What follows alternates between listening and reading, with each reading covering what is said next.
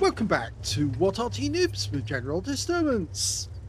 This is the WZ-120-1G FT. It's a Tier 8 Chinese premium tank destroyer. It's located on the south spawn of Prokhorovka, and this one is under the command of danijjjel. Yes, I've actually found out that it's actually pronounced slightly differently. danijjjel. That's it. Yeah, I've got it right now. Okay, game on. Now this tank destroyer is actually armed with a 122mm main gun, capable of doing 440 alpha and 248mm pen with standard ammo, and with the heat rounds it's 310mm. It can also carry HE rounds with 530 alpha but only 61mm of pen, and basically it's designed from the hull of a Type 59, but it never got produced because it's a fake tank. Yes, I'm afraid Wargames taking a kind of liberty and created a vehicle that didn't really exist. Oh dear, this is not good. Yeah, we've got two tanks in the same bush and they don't fit. Oops. Well, it looks like danijjjel had to pull out of that bush, and he has spotted an enemy tank, and he gets a pen with his first shot, but it's a low roll for 437. But sadly, one of his teammates wasn't playing fair, and it's the Centurion 5-1. He's doing the same again. Three tanks now trying to occupy the same spot, which is only going to lead to disaster if the enemy were to put one shell in. But thank goodness there's no Arty in this game, because if there was Arty in this game, all three tanks potentially could be wiped out. Now, this tank destroyer is actually very good, considering its actually characteristics. It's a kind of cross between Su-120-1G, the Tier 7 Soviet tank destroyer, the premium, and the Su-120-1G, which used to be in the game as the tank destroyer version of the T-54, but was taken out of the game by Wargaming some time ago. They've never put it back in, which is kind of a shame, really, because it's a more powerful version of the Su-120-1G. Okay, well, the good thing about it is it actually has quite a fast reload. 9.4 seconds by the book. You can see danijjjel has a reload time of 8.13, and the shells are quite powerful. Now the thing is that it does do a lot of damage, but you don't get many shells. You only get 35 in total, so you have to be very careful you don't burn up all your ammunition too quickly. So it does have decent penetration with standard rounds, but you don't get a whole lot of them. He's only got 19 rounds here. He's blown one already, if you remember. He's carrying a few HE rounds just in case. Now, can you see anything wrong with the minimap? I can. And I think it's going to become obvious because somebody on the team has already noticed that. The IS-3's noticed it. Nobody went up the hill, which means the enemy gets a clear route all the way down to the railway line. And it looks like some of our teammates are starting to take fire. In fact, the IS-3 is one of those who's already taking fire. The good news is that danijjjel does actually see that. In fact, he was one of the first ones to spot it, and he's realised what he has to do. He has to defend against a potential incursion by the enemy. Now, he's created a few bushes that he can use to fire against the enemy once they get down to the railway line, and they will get down. We know that a Skoda T27, an Object 416, a Barask. There's a lot of enemy tanks on the east side of the map, and there's nobody from our team over there, which is really bad news. Now, one of the things I do like about this tank destroyer is it's got 120mm of frontal armour, and it's well angled either sides actually. In fact, the front side is probably more raked back than the lower plate is, but it is very, very well angled. I've bounced rounds off the bottom of mine, and yeah, one of the bad things it has is dispersion. It does have a lot of dispersion at range, so you need to be careful you don't fire it into the ground. Now that one did connect with the leather, and it almost took him out. Yeah, it does have a powerful gun, but it's a bit of dispersion. That's a bit of a problem. But the frontal plates actually are very good at blocking shots. Okay, still covering 2 corners really here at the moment. And I'm wondering when the rest of those guys are going to get the message to pull back, because they really do need to pull back right now. The hull sides on this vehicle are quite weak. Only 80mm on the sides, 45 on the rear. And the guns got poor gun elevation as well. You've got 6 degrees of gun depression, but only 15 degrees of elevation. And there's that Skoda making its way south. He's almost advertising it to us that, yes, we've got the other side of the railway line. And the Obsidian's turning around, but of course he's fairly low on hit points as it is. And he might go out the game very, very shortly.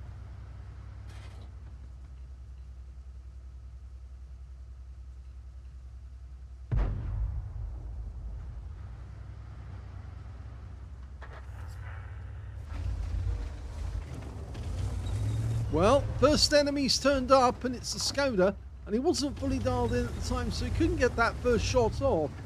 But it's probably better that the enemy doesn't know we're here for the moment. Oh, that one hit the ground. He spotted a Fox, the CS52 list. He's over the railway line. And yes, that's good. He gets a high roll this time. 456. It's a powerful shell if it does connect. And there you go. The kill shot goes to the Scorpion G. Now, can we get a shot on this 50 TP? Well, it hit, but doesn't go through. The AIM 40 ton over there. We're 2 down on the enemy now, and they've got possession of the other side of the railway line. Well, I say that. Oh, he got the Torvan. I say they got the other side of the railway line, but both enemy tanks that made their way over have been wiped out. And did we just hit the Scorpion? No, we didn't. But the Torvan did go down. So I think the shell hit the Torvan just before the Scorpion blocked the shot. So I think I'm not sure if we got the kill or not. I'm not sure at all. Okay, well, that Skoda T27 has definitely gone down this time. So we're back up to 1 above. But he's had to kind of increase his area. And they have still got one over this side. It's the Barask. And he gets a big hit for 458. Another high roll. But we lose a Scorpion G actually. And that was the Scorpion G who had the most kills at the moment. 2 kills. So that Barask, did he get wiped out? No, he's still there. We just can't see him. Okay, over here, the 50 TP. No, he's actually hiding behind the wreck. No shot there. So we're kind of being boxed in on the southwest corner of the map. And although he's got a nice set of bushes there to hide behind, and it is working because the enemy can't get close enough to actually see through the gaps in the bushes. So he's still able to get shots. And he can still see them because he's got good view range. 380 meters view range. That's good. For a tank destroyer it is.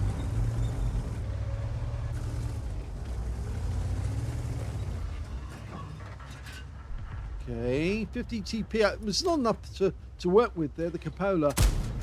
No, that shouldn't have been fired. I know he's saying, yeah, I can see a section of the turret, but it's really too little with the dispersion of this vehicle. And it's not working. He's not getting enough. No, we're 1 down. He's blasting away this ammunition, and he just doesn't have enough to play with. He needs to conserve his ammo.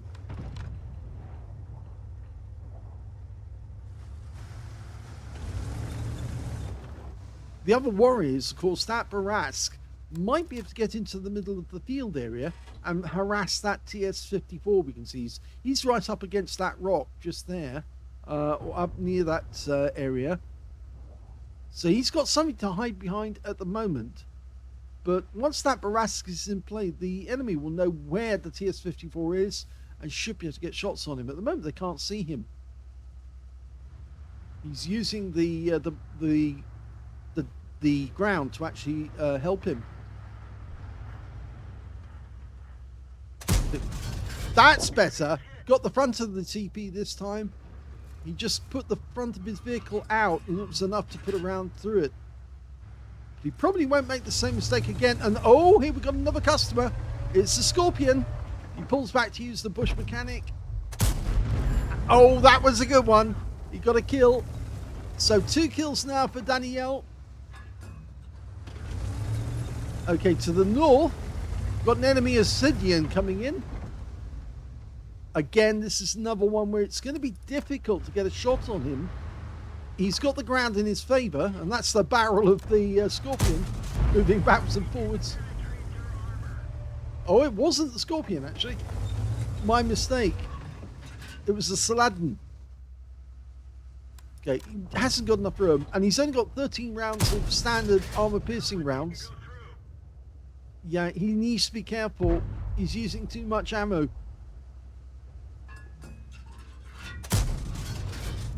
No, it's not working.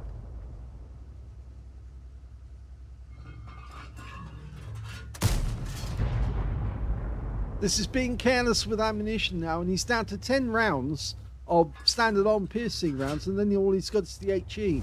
And then he's going to be in real trouble when all he's got is HE and hasn't got the ability to pen the enemy.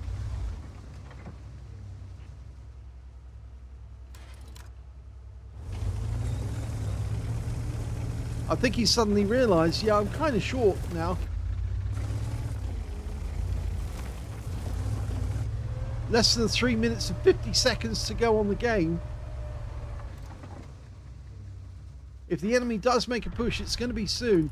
And we've just lost one of our guys again, the Scorpion G, the other one. And that was the Unicum player. Although he did get a hit there. Didn't get any pen on the Obsidian. No, he's still blasting away ammunition like it's he's got plenty to spare, and he hasn't. He's got virtually nothing available. He needs to be very careful. There's the Barask. And yes, he is making a go for the TS-54. Trying to use the ground in his favour. The TS-54 pops up to try and see where the Barask is.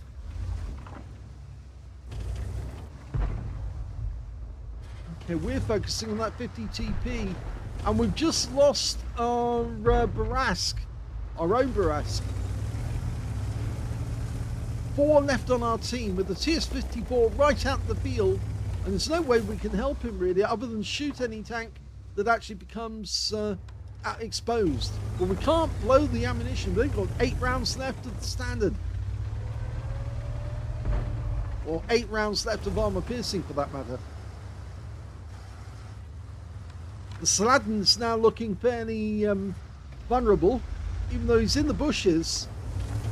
Here comes the G-Saw. Well, at least he got a big hit, but the Saladin's gone. And now it's only us and that TS-54, and he won't last very long because he's surrounded. Object 416 takes the first hit. That's a high roll for 460. Here comes the Lorraine 40-ton. No, he fired that one behind the compartment. And now we've got somebody right on our doorstep, the G-Saw. Yes, at least he got that one in, but he took him out from the A and BT. Now, potentially, he's got the high caliber because he did the most damage, but now he's starting to take fire with the last one left alive, with only 1 minute 30 seconds left on the clock, and there are 4 enemy tanks out there. The AMBT's on this side of the battlefield. 50 TP in the center. The Lorraine 40-ton up near the center section, and the 416 near him. I would expect... Yes, here comes the AMBT. Oh, he gets a lovely hit there, and I think he's using the Rex there for cover. You can just about make it out. You can see rounds are hitting the Rex. So it's all down to danijjjel now. Can he stay alive long enough? That's the last minute. If he can stay alive, they'll get a draw out of it. He's no way he's going to get a win. He's short on ammo. Only 2 rounds of heat now. And yes, he's also on cooldown on his first aid. Which that's his repair. Okay, they're coming in. Let's hope they don't all come at once. If they do, we're in trouble. I think he's decided he needs to get out of there quick. technically he's a one-shot, but I think the enemy are too afraid of him rather than afraid of thinking that he's afraid of them. They're coming in, puts one into the 416, but it's not a kill shot. Can he get a kill? Doesn't traverse very quickly, but it does get round eventually. Oh! He got a hit, but he took a round from the Lorraine 40-ton. And that's it, they run out of time. He got a draw. Well, danijjjel certainly named that one. He called it wow. Yes, how did he survive that one? Well, I think the enemy were definitely more timid of him than he was of them in that one. And as a consequence, he came out with an ace tanker for the amount of damage he did. He got a shell proof for blocking more damage than the hit points to his own vehicle. Fighter badge for getting at least 4 kills. He got 4 exactly. In fact, you have to scroll the team to see all the tanks. He also got a fire effect for doing more damage than the hit points to his own vehicle. A bruiser medal for getting at least 5 critical hits. In fact, he got 8 in that one. And he got the high caliber for dealing the most damage in that game. And look at the win rate, 11,427. Just goes to show how powerful the WZ-120-1G FT can be under the circumstances. Yeah, he could be out-traversed by some of those tanks that came in. And he was having difficulty keeping up with them. But yes, he did manage to get very, very powerful shots into them once he was lined up with them. So yes, the WZ-120 is a nice tank destroyer to play. At least I like it anyway. Let's have a look at team score. Well, he got the highest damage in the game with 5,355 hit points. Second highest damage to the TS-54 on his team, 3,340. Third highest damage went to the AMBT on the enemy team, managed Confederate, and 3,242 hit points of damage. When it came to kills, yes, he got that one too. 4 kills to danijjjel.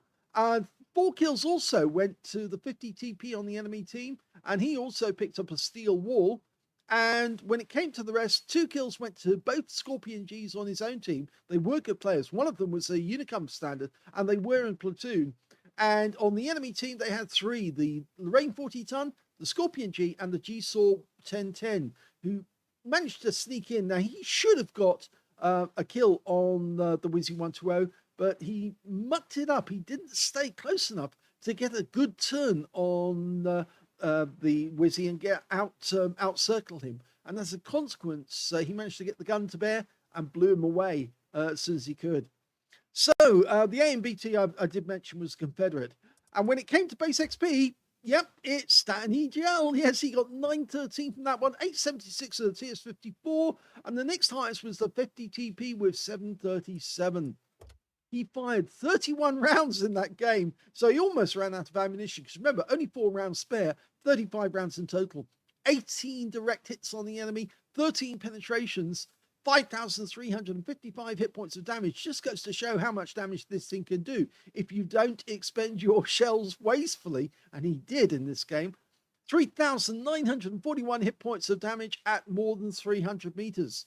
He received 8 hits from the enemy, only 3 of which actually penetrated, 5 non-penetrations, and 1,660 hit points of damage blocked by armor. Most of the 5 that didn't penetrate were the ones that hitting the front of the vehicle. The 3 non-penetrations were the ones that went in through the side. And an awful lot of rounds were actually fired at him, but hit the wrecks that were near his vehicle. He was using them as incidental armor. And that's a highly recommended tactic for anyone who's finding themselves in a bit of a pickle like that, being fired on from many different directions. If you can plant wrecks near you, or at least not plant the wrecks, but use wrecks that are near you, then obviously you can block one side of your vehicle from the enemy hitting them, and then just use the other flanks to take out the enemy that are approaching. And if the enemy does get close, or they manage to get around that side of the wreck, then obviously you just turn and use the other side of the wreck as cover. But anyway, he got 2 enemy vehicles spotted, 10 enemy vehicles damaged, 4 killed, 1,559 hit points of damage assistance or spotting assist. On a premium count, he actually earned 119,373 credits from that game, so it was a decent game, and he got the Courageous Resistance Award because he's got the high caliber. 25 bonds for mission achievement, and on top of that, he got 3,458 experience points as well, getting the Courageous Resistance Award yet again. So it went down to the wire, And I think it was that the enemy was just far too timid. They knew he's got a powerful gun. This is a very powerful 122, 440 Alpha and a tier 8 tank destroyer. It is very powerful. They were worried that they were going to get wiped out very quickly. And if he was able to do that 3 times in a row, he won the game. But in actual fact, it turned out that one of them, or at least one of the enemy tanks, actually stayed the other side of the road. And that protected them from losing the game altogether, because at least one of them wasn't going to get shot by danijjjel, but he managed to get shots into the other ones and persuade them that he wasn't a tasty target. And as he did, he got the draw out of it at the very least. So well done to danijjjel. At least I hope I've got your name pronounced correctly this time. If you enjoyed that replay, please give this video a like. Do subscribe to our channel. Leave a little comment down below because it feeds the algorithm. And thank you for watching.